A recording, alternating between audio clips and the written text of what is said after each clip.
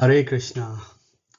In the last chapter, chapter number 14, we talked about the three modes of material nature.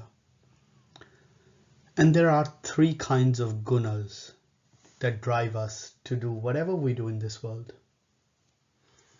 So we are driven by these qualities which are already inherent in us, which we are bringing from many births.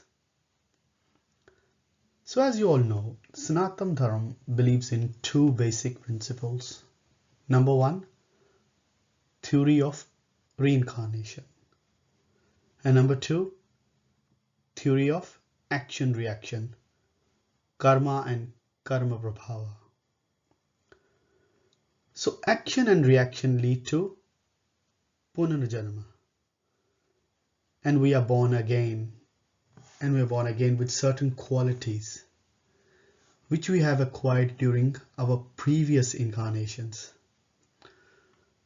So nobody is new here. That is why it is called Manava. Ma means not, Nava means new. So we are not new at all. Our body becomes new with every birth, but we are not new. We carry ourselves from birth after birth, and some of these secrets are revealed in Bhagavad Gita. Even this time, Sri Krishna in this chapter, Purushottama Yoga, is going to describe that. So we say these three basic gunas are there, as you all know: goodness, passion, and ignorance, or sattva, rajas, and tamas. And we know, depending on the gunas, we behave in a certain way and experience certain things. And based on how we live our life, driven by these gunas, we accordingly reap the results of our actions. What is the fate of people who are driven by these gunas? Goodness people rise above. Above where? Above to the higher worlds, to the better worlds. Earth is not the best world. There are other worlds above Earth. We should all know that by now. Bhurbhuva Swaha. Similarly, there are worlds below Earth. And the ignorance mode people or tamasic people goes to the hellish worlds. Then what happened to the Rajasic people? They keep swaying like pendulum and keep coming back to Earth and going through the same cycle again and again. That gunas control us. And that is what the last chapter was all about. That is one part of the Prakriti. That is the Prakriti part of the story. So what about the Purusha part of the story? That's what we are entering now. You remember in Kshetra Yoga, chapter number 13, Arjuna asked about the Prakriti and Purusha. Chapter 14 covers the Prakriti. And this 15th chapter covers the Purusha part of it. Puru Shaya. Pura means city. Dash Pura, you may have already heard. Pura means city. Purusha is the one who lives in the Pura or body. What is this body? It's a city. City of what? City of 9 gates. So these 9 gates are 9 openings in this body. And who resides in this body? That one, they say. Which one? That ultimate supreme consciousness resides in this body. And that supreme consciousness is called Purusha. So you are also Purusha. They are also Purusha. I am also Purusha. Everybody is Purusha actually. Because there is no place where this consciousness is not there. Even in an ant, an insect, even a tree, a bird and bees, everywhere is same consciousness. This consciousness is neither male nor female, not old or young, not rich or poor. It is just a neutral force. So this chapter is called Purushottama Yoga, the best of Purusha, they say, the ultimate one. This chapter is very popular, very, very famous, and a lot of people chant this Many places, this is like satsang. They chant the entire chapter. It's a short chapter, but very profound. So pay attention. So what's the acronym of this chapter? Home. Home or hotel. O, on and on, over and over again. Maintainer of body, mind and soul. And E, essence in 3 verses. Home or hotel. This chapter starts with an analogy that Krishna is giving. It describes the entire creation as a tree which is upside down. It is a symbolic representation of a creation. At the start of this section, in Shloka 1 and 2, Krishna is talking about a T, an inverted banyan tree. The first shloka says, Urdhmulam adhar shakham. The roots are up, the branches are down. Aswatam prahur avyam. This is imperishable banyan tree. Chandamsi yasya parnani. The leaves are Vedic hymns. And Yastam Vedasa Vedavit. Anyone who knows this tree knows the entire Vedas.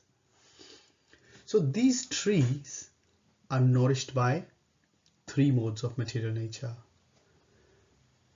There is some speciality about this tree. Their main roots are going upwards, and there are some secondary roots which are going downwards. These secondary roots are bound to the fruitive actions of the human society. So in this way, we are understanding that when the person is in the mode of goodness, those are representing by the branches upwards. And when the person is in the mode of passion and ignorance, branches downwards.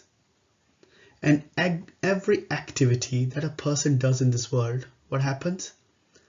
Secondary roots are becoming stronger and stronger, and he's bound in this material world. So the question is, what to do then? Can we escape from this tree? The answer is given in shloka number 4 and 5. We have to use a weapon. What is that weapon? It's the weapon of detachment, asanga, to cut down this tree with determination. After cutting this tree, what to do? One should seek for the spiritual world, and one should surrender unto Krishna, and one should go back to Godhead. Speciality of this spiritual world is one who goes, never comes back to this material world. On and on, over and over again. This section is all about transmigration of the living entity.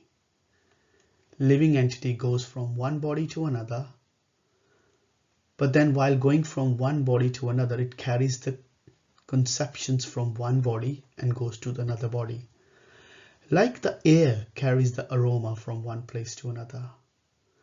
And then it is said, depending upon the modes of material nature, depending on the karmas of the living entity, it will take some particular type of body. And the speciality of the body will be what? The speciality of that body is that it'll have a specific sense of senses, and it'll get attracted to the specific sense of sense objects only. And we looked at an example of a hog. The hog will naturally get attracted to stool. Even though you put a sweet rasgulla in front of him, he will not get attracted. Whereas a human being is get attracted to the sweet and not the stool for sure. So in this way, we understand that how the living entity, based on one's karma, based on the modes of material nature it has acquired, it gets a body. Specific set of senses, which then attracted to specific set of sense objects. So having said that, here it is said that so many things are happening in this world. Soul transmigration, every now and then. And we don't know how many million souls are getting transferred from one body to another. But still, not everyone is able to understand this. Why? Because they don't have this Shastric knowledge. They are not self-realized. In shloka number 10 and 11, Krishna made it very clear that ones who have this Shastric knowledge and ones who are self-realized, they are able to see things as they are. And then ones who are not self-realized and ones who don't have the Shastric knowledge, they are the ones who remain in ignorance. They cannot understand about what's going on. So in this way, the Lord has spoken about soul transmigration in this section, on and on, over and over again.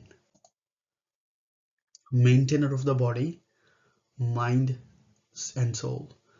So in this section, Lord is speaking about how he is the maintainer. He is the one who is providing the necessities for all of us in our day-to-day life. Here Krishna is giving some specific examples. What are the specific examples? He's talking about the splendor of the sun, the splendor of the moon and the fire. He's saying all these three are my manifestations, my vibhutis. And he goes on to say, I enter each planet and I am the one because of whose energy these planets stay in the orbit. And he's repeating the same point. He's saying, I am like a moon. And what to do in that form? I am the one supply the juice of life to all the vegetables. And he continues and says, outside fire is me. Inside fire that provides digestion is also me, which is used to digest 4 kinds of food stuff. We talked about this. What are the 4 kind of food? Swallowed ones, chewed ones, licked ones, and the sucked ones. So Krishna has told us how in the bound state he helps all of us by being the sun, by being the moon, and by being the fire, both outside and inside.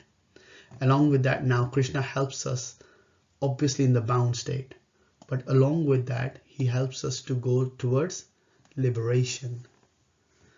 One very special thing Krishna does for all of us in the bound state. He helps us by giving us remembrance, knowledge, and forgetfulness, so that we can maintain ourselves very nicely and fulfill our past desires also. And for liberation, what he gives? He gives us Vedic scriptures. He is the Vedanta-krit. He is the compiler. He is the Vedant with. He is the knower. And he is the one to be known. It is very, very important to be known. So in this way, shloka number 12 to 15, Krishna has very nicely told us that I am the person who is taking care of you all.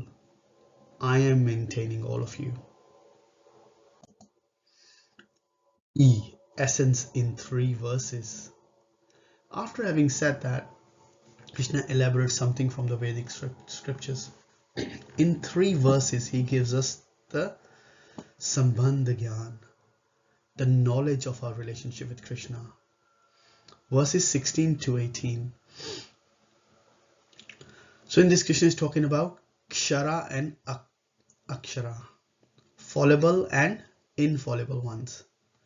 So he's telling that fallible ones are there in the material world and infallible ones are there in the spiritual world.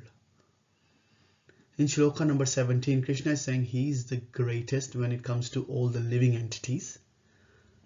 Beyond both entities is the Supreme Lord.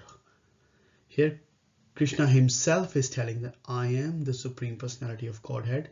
He makes it very clear. In shloka number 19, Krishna is saying that one who understands this knowledge, he will engage himself in full devotion service unto me. Here Krishna is giving the knowledge of Abhidaya, the process of attaining the ultimate goal. So what is the process? Devotional service unto Krishna. So after understanding the process, what is the goal? So the goal is the Krishna, the eternal service at the lotus feet of Krishna. So we have this goal in our life that we have to attain Krishna this very life, so that we don't waste much time here in the world. For so many lifetimes we're wasting time.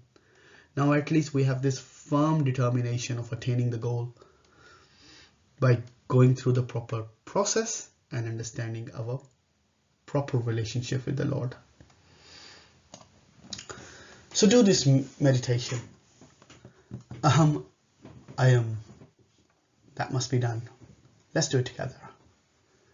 Sit down and do this when you have time. Sit down and think. Become aware of your presence. You're sitting here. You are aware of your body. Slowly withdraw from the body. Become aware of your mind and thoughts in the mind, and slowly withdraw from the mind and become aware of the awareness, which was aware of the mind, which was aware of the body, and establish yourself in the awareness, as calling it as aham. Aham. This is your true introduction. This is your true nature. This is your true property. Aham.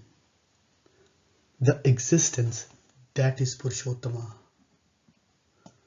So in this way, in chapter 15, Krishna is giving us so many wonderful things. He spoke about material world. He spoke about spiritual world. And then he speaks about how he is the maintainer. And finally, he speaks about the relationship of the living entities and his own.